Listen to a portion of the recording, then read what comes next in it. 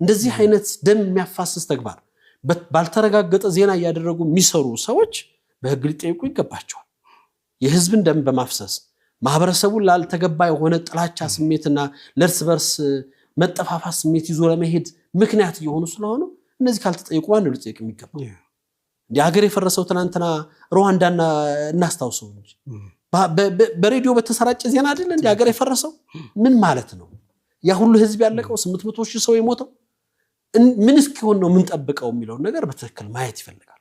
ከዛ ውጭ እኛ ሰላም ስለሚያስጨንቀን ሀገር ስለሚያሳስበን ማንንም አካል ጋር ለመወያየት የትኛውን ቤተ እምነት ላይ ያሉ ችግሮችን በጋራ ለመስራት ዝግጁ ከመሆናችን አንፃር ትናንትም የሄድንበት ርቀት እነዚህ ወይ ማህበረ ቅዱሳን ዛሬ አደባባይ ላይ ወጥተው የሚያነውሩን ስማችንን አላግባብ የሚያጠፉት እነ መምህር ፋንታሁን ማቄጎች ብለን ጠረጴዛ ላይ አብረን ስንወያይ ነበር። ሰዎች ነን።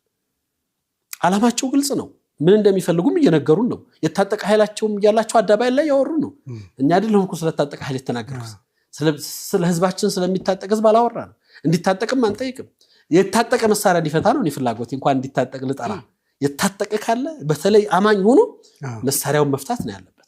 አማኝና መሳሪያ አብረው ስለማይሄዱ ትክክለኛው ቦታውም ስላልሆነ ሰላም ሊመጣ የሚችለው በመነጋገር ችግሮችን በመፍታት ያሉትን ነገሮች ከኮዛቸው ከመነሻቸው በማረም ስለሆነ የፖለቲካ ችግሮች መድረክ ስላላቸው ወደ መድረኮቻቸው ሊሄዱ ስለሚገባቸው ያን ለማከም መሄድ ያለብንን ርቀት ካልሄደን በስተቀር በድፍረት ለመነጋገር እስካልወሰን በስተቀር ችግሮቻችን ያድጋሉ።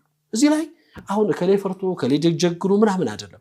ህዝብን ለማጋደልና ለማጨፋጨፍ ጀግንነት አያስፈልግም። በቃ ይሄው ግልጽ እኮ ነው።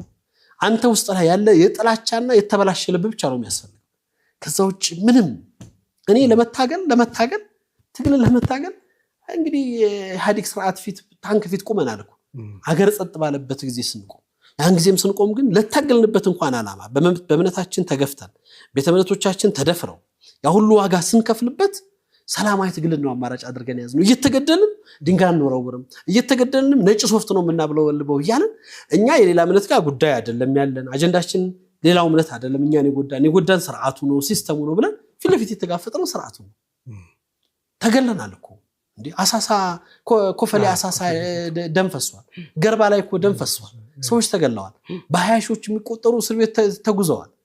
ይህ ሁሉ ሲደረግ ግን የመረጠው ሰላማዊ ነው። መብታችን ይከበር፣ ጥያቄያችን ህገ መንግስታዊ ነው፣ ስርዓት ባለው መልኩ ነው። ይሄ ትግል የተማርነው እምነታችን የሚያዘን ይሄን ነው። ደም ለማፍሰስ ለመጋጨት በእምነታችን ተገደል መስጊዳችን ተነገጠ ወታደር ረገጠው አነወረን ብለን መሳሪያ እንግበን ጫካ አይደለም የገባነው። ፊት ለፊት ነው የቆምነው። አምባገነን መሪ ፊት ለፊት ቆመናል፣ ታግለናል። ለትግል በፍጹም ወደኋላ የምንደርሶች አይደለም። ላመንበት ግን ህዝባችን የቱ ነው የሚጠቅመው የማታገያም ስልት ጠፍቶን የምንታገልበትም ኮዛተን ሰዎች አይደለም። በእነዚህ ዘመናቶች ውስጥ የደረሱት በቁጥር የሚቆጠሩ የተገደለ የጠፋ የተቃጠለ ቁጥር የሌለው ነገር አለ። ግን እንዴት ነው ይሄ ነው ወይ አገርን የሚያሻግረው? ይሄ ነው ወይ? ትናንት እኮ እኛ ከእስር ቤት ስንወጣ የገረፉንን ሰዎች እኔ ሆነኛ አዳባይ ወጥቼ የገረፉንን ሰዎች ይቅር ብለናል ያለው ምን ስለሆነ ስለማይቀጥል ከይቅርታ ውጭ እናጥፋቸው እናልማቸው በፍጹም አይጠቅመንም። ስለማይጠቅም እምነታችንም ይሄን ያዘን ይሄንን መስመር የምንከተለው እምነታችን ስለሚያዘን ነው። ጎረቤቶቻችን ጋር አብረን የምንኖራቸው ሰዎች ጋር ተካብረን እንድንኖር የሚያዘን እምነታችን ስለሆነ እንጂ እነሱ እንደሚቀሰቅሱት ከሆነ ማን ጋር መኖር ትችላለህ?